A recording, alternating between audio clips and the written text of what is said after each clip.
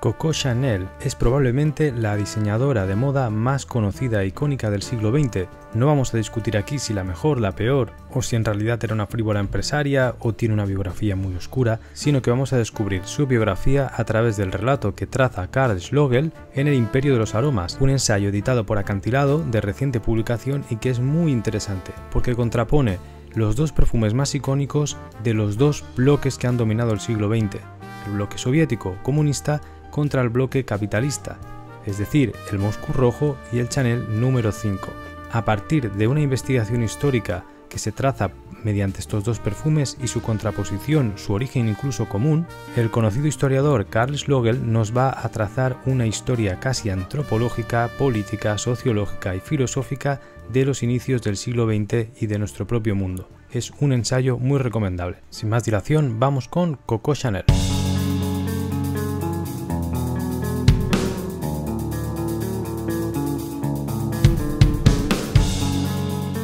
Por situar un poco el contexto donde se mueve el libro, a partir de la Revolución Rusa hubo un perfume que se dividió en dos conocidas fórmulas. Este perfume era el bouquet preferido de la emperatriz, a partir del cual el perfumista Auguste Michel creó el Moscú Rojo, pero también tenemos otro personaje de fondo que sería Ernest Beauaux, quien acabaría trabajando para Coco Chanel.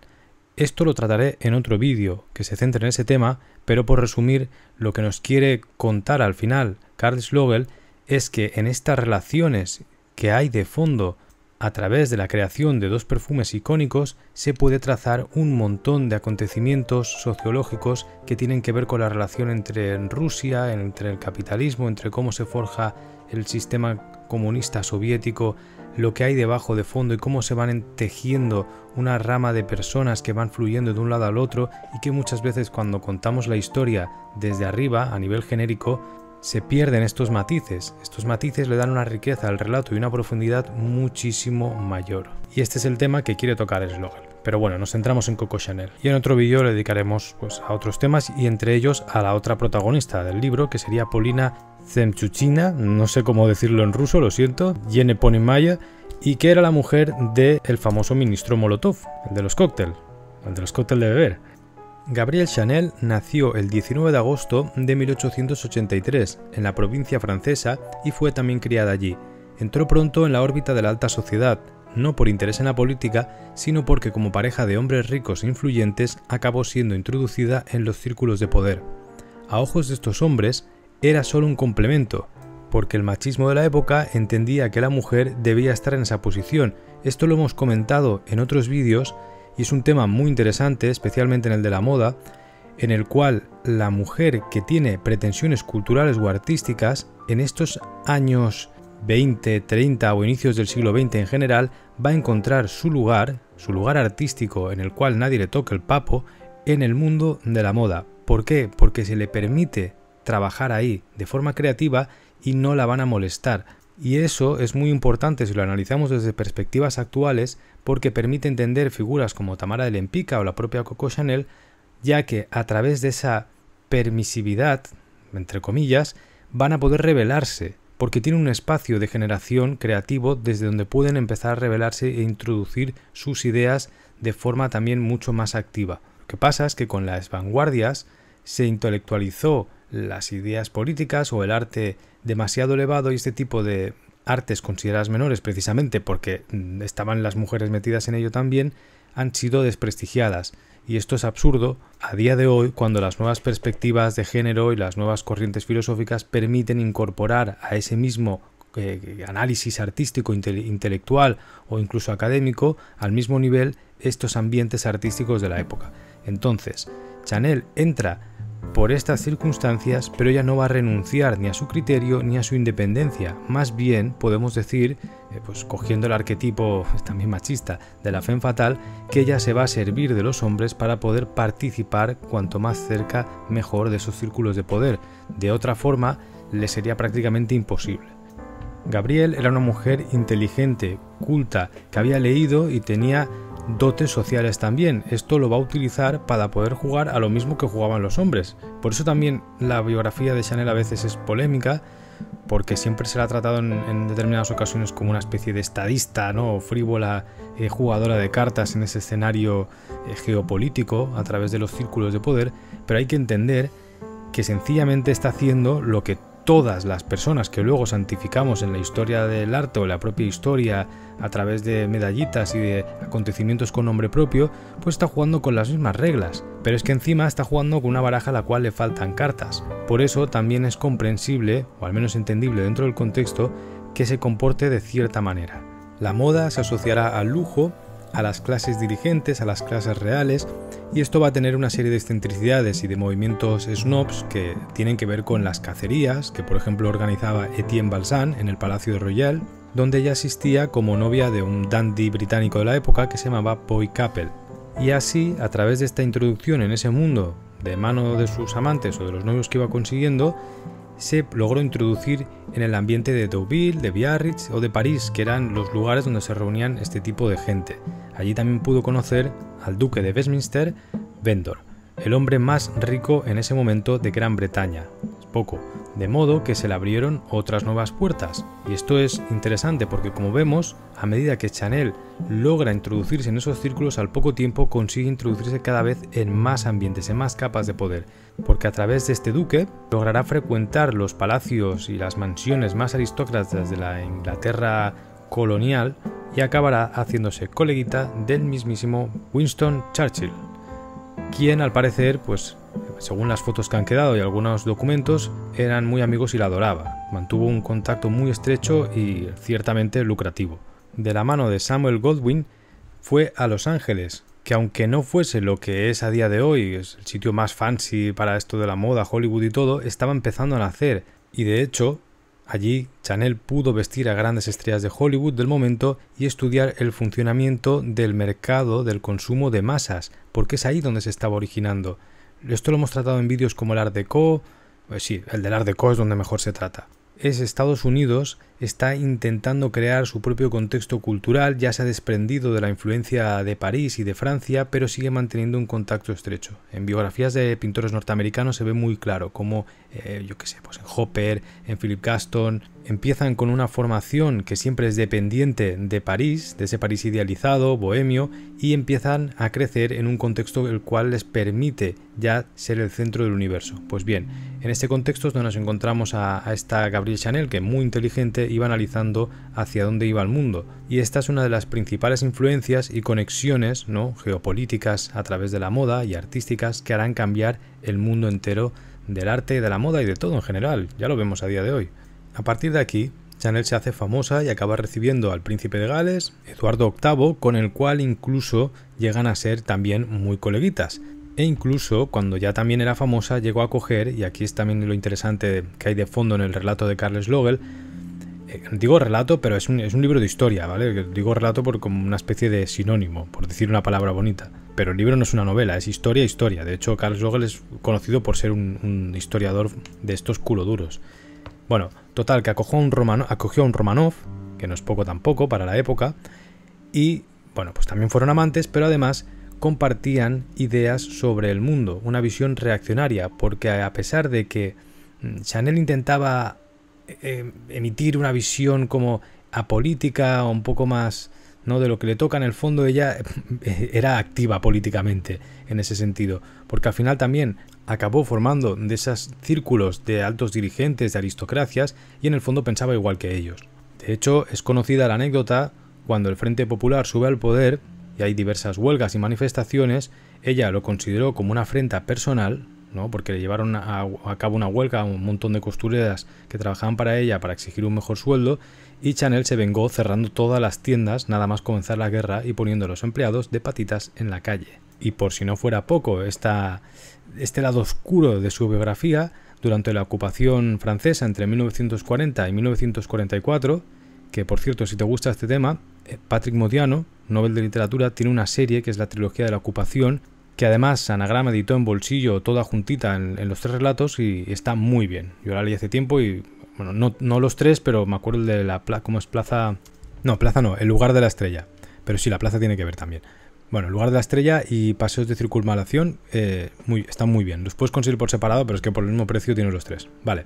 Pues bueno, durante la ocupación colaboró con los nazis. Resumiendo, esto ha traído mucha polémica, pues ya sabemos, con el revisionismo moralista que se hace de la historia en la actualidad, ¿no? Bueno, algo también normal. Siempre intentamos utilizar la historia con los ojos nuestros, pero para poder entenderla bien o estudiarla de forma más apropiada hay que entender muy bien el contexto y el personaje que participa. En este caso tenemos una Gabrielle Chanel que lo que hace es seguir viviendo como ha vivido, o sea, ha conseguido todo lo que ha conseguido desde su posición, ha ido escalando, llega a posicionarse en los lugares de poder más tochos del mundo entero. Para ello, pues tienes que pensar como la misma gente que hay ahí, o al menos yo que sé, si en tu casa piensas de otra forma, pues tendrás que disimular tantas veces que al final igual te lo acabas hasta creyendo. No importa, el caso es que ella lo que quiere es seguir viviendo de puta madre. Y a ella le da igual si están los franceses suyos o los alemanes, le da igual, lo que quiere es seguir viviendo en la suite del Ritz, en la plaza de Vendôme, y que la dejen seguir haciendo lo que hacía.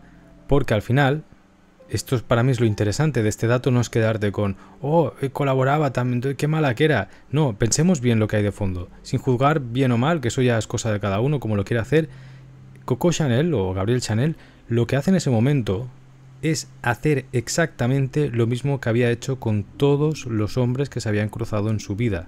A los nazis que llegaban a los altos mandos les daba de comer igual, les servía los cafés, se sentaba a hablar con ella, los invitaba a casa y allí, a la casa, a su suite del palacio, que controlaba bastante, y allí les servía los platos más selectos. Es lo mismo que había hecho con los otros dirigentes de cualquier otro país, desde su punto de vista, desde su posición identitaria de ese momento, en ese contexto, le es igual, porque lo que está haciendo es llevarse al mismo plano al marciano, al nazi, al militar inglés, al conde francés, al presidente ruso, al que da igual. Todos son hombres, todos quieren lo mismo, todos buscan lo mismo y todas la tratan o la intentan tratar del mismo modo, pero la respetan por estar en esos círculos y por comportarse como se comporta. Si nos damos cuenta, la lectura final, desde una óptica feminista en la actualidad, podríamos decir, es que en el fondo esa historia que luego juzgamos desde valores morales de bien, mal, en el fondo desde su óptica, desde su papel como mujer, se va a resumir en lo mismo. Todo eso a lo que llaman política y guerras es un juego de hombres caprichosos con los mismos defectos y con las mismas virtudes. Y ese juego maquiavélico no va con ella, porque ella desde su postura, desde su posición y su contexto tiene otras preocupaciones, otras batallas y otras guerras que librar, si quiere jugar a ese mismo juego y participar y comer de la misma mesa. Este es el resumen. Pero es que además se junta el factor emocional, porque la vida amorosa de Chanel da para muchos folletines. Entonces, uno de esos novios o amantes o parejas que había tenido era el barón Hans Günther von Dinglage, a quien en realidad había conocido antes de la ocupación. Y tenía un vínculo. ¿Qué pasa? Que se va sucediendo el tiempo y este señor acaba trabajando para el servicio de inteligencia del Tercer Reich en Francia, precisamente en la ocupación. Por lo tanto, es un agregado especial de la embajada alemana y es responsable del espionaje y de la propaganda. Si nos damos cuenta, las preocupaciones políticas de Chanel tienen que ver con un factor mucho más emocional, las relaciones que ha establecido, su posición, como hemos dicho antes, y no está tan... porque además a la mujer en ese contexto tampoco se le permite jugar a esos juegos de ideología, de grandes valores y de... ¿no? Eso está sucediendo en otra capa, entonces yo creo que hay que entenderlo desde ahí, no para justificar actos, sino simplemente para comprender por qué suceden estos actos. Precisamente porque si de algo sirve el relato, es para extraer este nuevo tipo de conclusiones que podemos ver a día de hoy. Si juzgamos ese evento como colabora con los nazis desde Francia, punto, traición y maldad, ya está, esa película ya nos la sabemos. La gracia es poder revisitar las cosas con las nuevas gafas que tenemos hoy en día.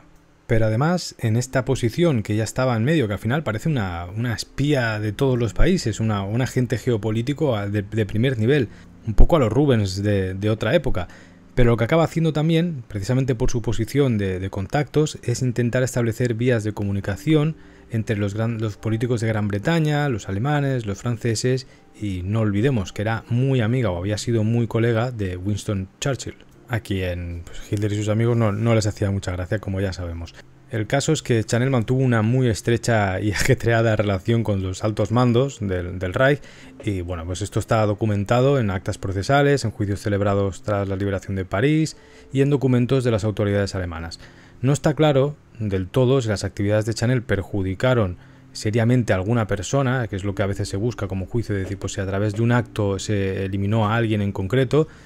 Pero bueno, yo creo que esto sería como, pues como sucede a día de hoy, empezar a juzgar si ahora por estar grabando esto con nuestro ordenador se están muriendo niños en la guerra del coltán. No me voy a meter mucho más aquí porque esto nos llevaría a otro dilema filosófico muy interesante y que algún día pues lo podemos tocar si os apetece, pero bueno, para eso ya está Hannah Arendt. Volvemos a... que no me voy a meter en los jardines. Volvemos a la vida en la metrópolis con Chanel, todo sigue su curso en París en el fondo, y solo había cambiado ligeramente el personal. Esta es la conclusión también que extraemos, que por eso también hay que entenderlo bien y por eso recomiendo la trilogía de la ocupación de Modiano. Al final, para Chanel era la hostia. Recordemos que ella pues es un poco reaccionaria y lo que quiere es cuando pasa la huelga de sus trabajadores, las tira todas y le da por culo. Entonces cuando vienen los nuevos alemanes que iban a Francia, porque esto es otra cosa que no se sabe muy bien o que no es muy popular, pero muchos alemanes de la época idolatraban Francia y París en concreto, como todo el mundo. Entonces iban a París y tenían ansiedad por ocupar París porque en el fondo la tenían como un cuento de hadas, era la tierra prometida de la cultura. Entonces mucha de la gente alemana que acababa en París o que intentaba llegar allí con los puestos de poder era gente muy cultivada, entusiasta, entusiasmada por la cultura francesa. Porque en el fondo, para estos nazis no se podía concebir una idea de Europa sin París, básicamente.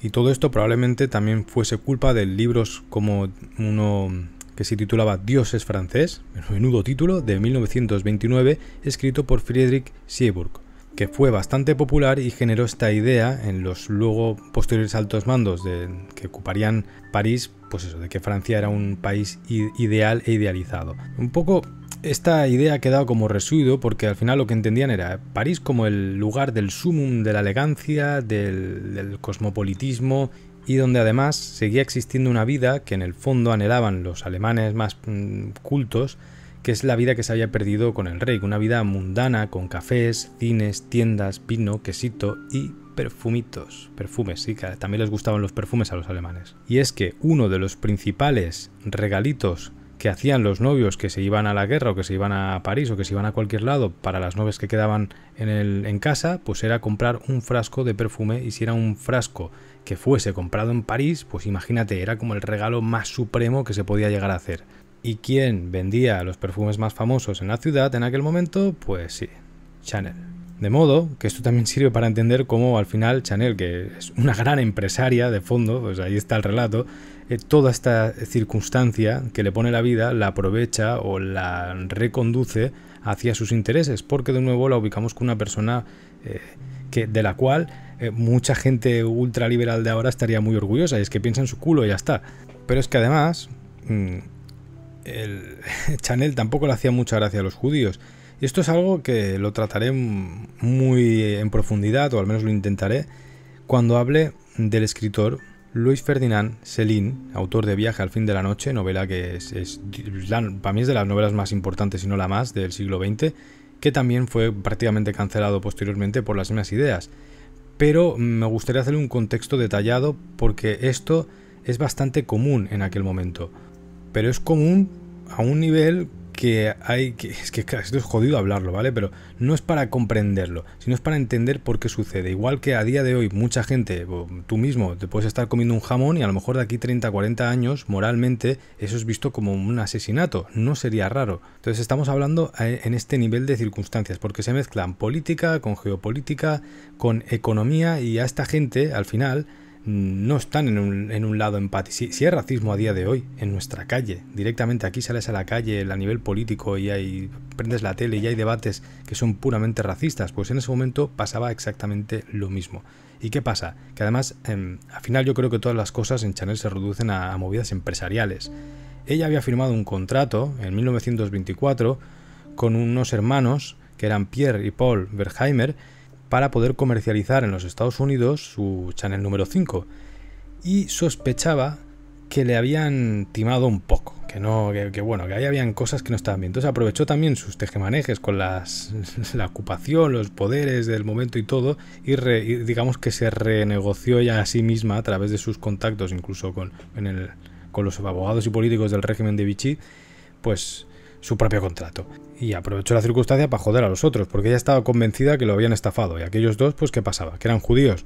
A eso le sumas que había una teoría del complot muy extendida entre bolcheviques, judíos, rusos y sobre todo con la aristocracia y los monárquicos rusos, que eran sus colegas también. Pues todo esto se va retroalimentando y uno pues acaba perteneciendo a la misma ideología o las mismas ideas que comparte la gente que tienes cerca. Y prueba de esa gran capacidad política que tenía Chanel es que cuando volvió, se recuperaron los franceses junto con los estadounidenses y las tropas de Gaulle, recuperan París y claro, es conocida la anécdota en la cual a miles de chicas, de mujeres que habían tenido relaciones con alemanes fueron acusadas directamente como colaboracionistas y fueron humilladas, paseadas por la calle, condenadas.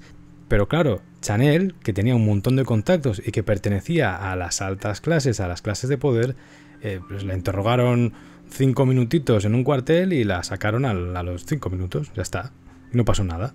Que esto de nuevo nos demuestra bastante cómo funciona el mundo, la historia, que al final es un poco pues ese carácter cíclico en el cual si eres amiga de Winston Churchill, por ejemplo, pues envía una carta y dice que no pasa nada, entonces te libras de sentarte ante un juez, que esto fue lo que pasó. Y bueno, como tenía muchos amiguitos, ya lo hemos dicho, pues barones, duques, condes, ¿no? Pues Hans Günther von Dickenlack o por ejemplo Walter Schellenberg tenían casitas en Suiza y ella decide irse allí para que se calme un poquito el ambiente porque no estaba el horno para bollos. Y cuando pudiese, cuando estuviese más tranquilo, regresaría. Y esto sucede a mitad de la década de los 50. Pasa esos añitos en Suiza del chill para después regresar. Bueno, hasta aquí quería hacer un vídeo corto que se centrase en esa parte del relato, en esa faceta más geopolítica, un poco más oscura, que también nos permite un análisis diferente. Y si te ha gustado este tema, me lo puedes poner en comentarios y hacemos otra parte donde nos centremos un poco en otros aspectos de la biografía de Chanel, como por ejemplo su reivindicación del derecho de la mujer a través de la comodidad, ¿no? Un poco es un acontecimiento que es muy interesante analizarlo desde la actualidad porque junta ideología política, progresismo, al mismo tiempo que, como hemos descubierto hoy, quien lo ejecuta es una persona claramente reaccionaria o conservadora en sus valores, pero a través de una práctica mediante el capitalismo y el consumo de masas, el fast fashion, ejerce una posición de liberación mediante el consumo y el vestido. Esto a mí me resulta muy interesante, porque de alguna forma, en nuestro contexto capitalista, es prácticamente el método que se suele utilizar a día de hoy para fomentar o para implantar avances sociales, discursos de identidades, ideologías, etc. Solo que estamos hablando de 1916, cuando a través de los nuevos vestidos que ponía de moda o que intentaba diseñar Chanel, lo que se pretendía era dejar que las mujeres hasta ese momento para vestir bien tuviesen que arrastrar largas colas de vestidos, de colores, de tal, ¿no? Y poder hacer al final un vestido simple, accesible a muchas más personas, de modo que la mujer pudiese vestirse y desvestirse sin ayuda de nadie, porque para quitarte un vestido de estos arreglados de la época tenías que tener una corte de doncellas. Esto en el fondo pues parece una tontería, pero está generando una autonomía brutal en una mujer que en ese momento, para considerarse de bien, no puede permitirse estar sola, sino que siempre tiene que estar incluso acompañada. Son detalles, parecen tontos, pero implican muchísimas más cosas. Bueno, lo dejamos aquí, espero que te haya gustado este vídeo. Sobre todo también pues que le des like, que lo compartas, porque son los típicos temas que aquí, si no hago la biografía de un artista, pues no ve tanto la peña, pero que si has llegado hasta aquí habrás descubierto que sí, que hay mucha sustancia a través de la moda, del perfume y de otras cosas que siempre hemos considerado como apartados, secundarios, y en general, además, si eres una persona que eres joven y está haciendo estudios o está investigando temas más desde una posición actual, creo que son vetas que abren campos de posibilidades muy, muy interesantes, ¿no? Entonces, bueno, si este es tu caso, pues también házmelo saber porque me gusta que esto llegue a gente así. Si te apetece ver más recomendaciones de libros o, por ejemplo, pues si la gente que me sigue en redes sociales, estos temas o algunos fragmentos subrayados ya los he compartido en mis redes sociales mucho antes. Me puedes seguir en Alejandro Acosta o buscando los links que dejo aquí abajo en la descripción. También te recuerdo que esto lo tienes en formato podcast en todas las plataformas y que la historia del perfume la está siguiendo. Vamos por el Renacimiento. Seguro que si has llegado aquí de nuevas te va a gustar ese tema también. Hemos ido desde el principio, vamos a llegar hasta el final y hasta donde no hay historia.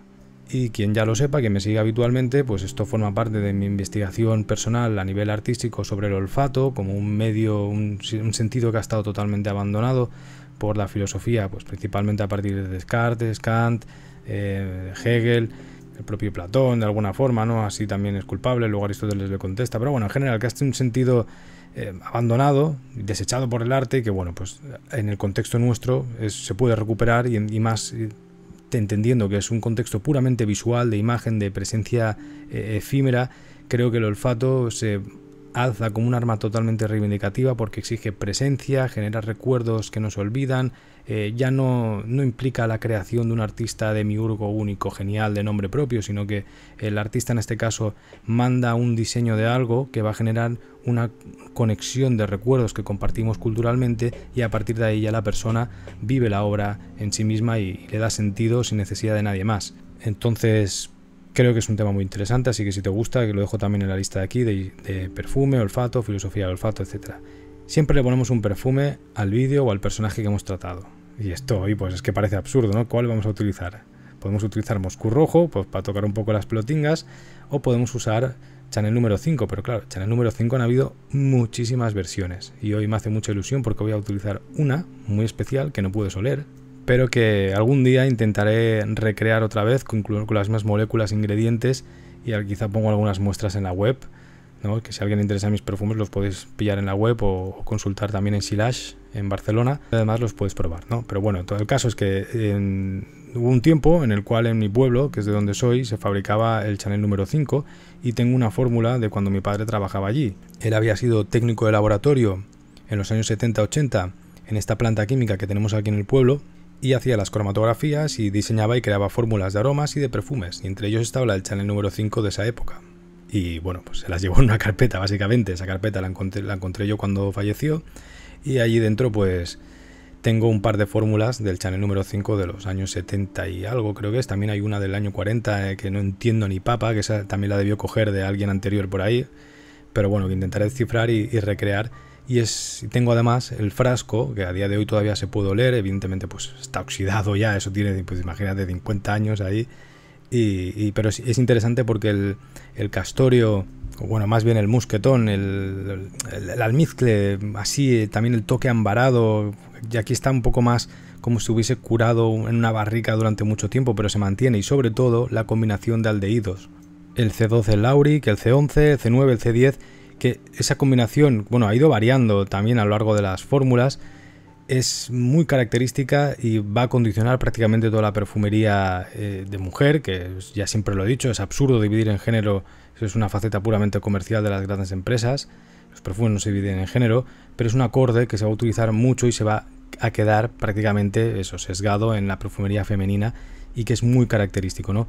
El aldehído es una molécula muy potente, muy punzante, y de hecho se utiliza también a día de hoy en la empresa de, yo que sé, de ambientadores, de detergentes y de todo, porque tú con un C12MNA, un C11, alguna molécula chiquitita de estas puedes conseguir, y con un porcentaje muy diminuto, hacer que un barril entero de una tonelada huela a pino o a limón o a cítricos. Pero en una combinación concreta junto con los almizcles, ¿no? También eso, pues la civeta o el ylang-ylang, ¿no? El ylang-ylang que traían de Comores, que luego cambiaron, toda esta historia, pues se puede conseguir una sensación muy compleja, muy rica y muy moderna para el momento, ¿no? Porque es una forma de hacer perfumes que fue muy, muy moderna. Pues bueno, os dejo un par de ingredientes, bueno, 2 o 3 ingredientes más originales de esta fórmula, que es muy interesante porque también ayuda a entender cómo la perfumería en los años 70, 80 se hacía con más gracia o tenía mucho mayor sentido que lo que se hace hoy a nivel industrial, hablo, porque por ejemplo la fórmula contenía cedro de Virginia de aceite esencial, de verdad, ylang-ylang, esto estaba claro, rosa búlgara, que es muy cara, guayaco palo, una madera con un toque ahumado, de ahí se extrae el guayacol, que es pues eso, es olor a bacon ahumado, aceite esencial de limón, bergamota, neroli bigarade y sándalo misore, o sea, sándalo oriental misore de verdad. Además, aparte, pues la diona, vainillina, ambroxan, geraniol, nerol, etc. es una fórmula que de verdad, o sea, me alegro mucho que se la hubiese llevado porque es una auténtica obra de arte. La modificaré o la recrearé porque es que ya no tiene nada que ver con el Chanel número 5 que te puedas encontrar hoy en día, que te aseguro que la rosa búlgara, el ylang ylang y el cedro de Virginia o el sándalo misore lo hueles en la zapatilla. De ahí lo único que se mantiene es el combo de aldehídos. Bueno, ya está, espero que lo hayas disfrutado, que estas curiosidades también te gusten y nada, nos vemos en el siguiente vídeo, que sí, y prometo que traeré el de las curiosidades, los misterios del color, que es que me da una rabia que esos sean los vídeos que lo petan. Hice ese vídeo en 10 minutos, en un interludio. Digo, mira, estaba leyendo estos libros y el de la historia de la perspectiva de Erving Panofsky, y digo, voy a hacerlo en un fly ahí para colarlo, porque es que no me da tiempo a acabarlo esta semana y me gusta subir varios vídeos en la semana para tener el canal así activo y que la gente vaya enlazando un vídeo u otro, no para que los veáis todos, sino para que se coja lo que cada uno le gusta más y lo pueda enlazar, y va y lo peta. Y ahora me he condenado a hacer toda la historia de los colores. Muchas gracias, he llegado hasta aquí, nos vemos en el siguiente vídeo.